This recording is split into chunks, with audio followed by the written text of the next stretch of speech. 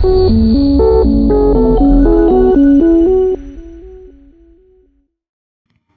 మారే సమయంలో తెలుగుదేశం పార్టీ కండువా వేసుకున్న సమయంలో కనీసం ధనుంజయ రెడ్డి గురించి 4 మాటలు కూడా చంద్రబాబు నాయుడు చెప్పకపోవడం విశేషం. సెంట్రల్ బ్యాంక్ మాజీ చైర్మన్ గా ఎంతో పేరు తెచ్చుకున్న ధనుంజయ రెడ్డి చంద్రబాబు నాయుడు వాహనం ఎక్కి కండువా వేసుకుని దిగడానికి సెకండ్ టైంలో జరిగిపోయింది. కనీసం ధనుంజయ రెడ్డి గురించి 4 మంచి మాటలు కూడా చెప్పకపోవడం విశేషం. రామనారాయణ రెడ్డి మైకు తీసుకుని సెంట్రల్ బ్యాంక్ మాజీ చైర్మన్ ధనుంజయ రెడ్డి తెలుగుదేశం పార్టీలో చేరుతున్నాడు అనగానే ధనుంజయ రెడ్డి చంద్రబాబు వాహనం ఎక్కడము, చంద్రబాబు నాయుడు కండువా మెడలో వేయడము క్షణంలో జరిగిపోయింది.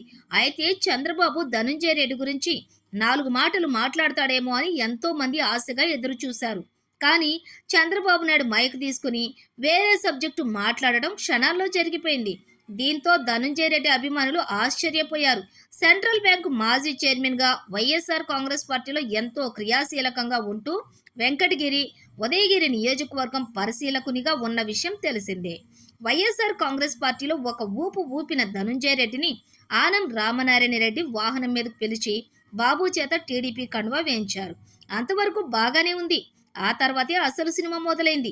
చంద్రబాబు ధనుంజయ రెడ్డి గురించి 2 మాటలు కూడా మాట్లాడకపోవటం ధనుంజయ రెడ్డి అభిమానులను చాలా తీవ్ర నిరాశకు గురి చేసిందని చెప్పుకోవచ్చు.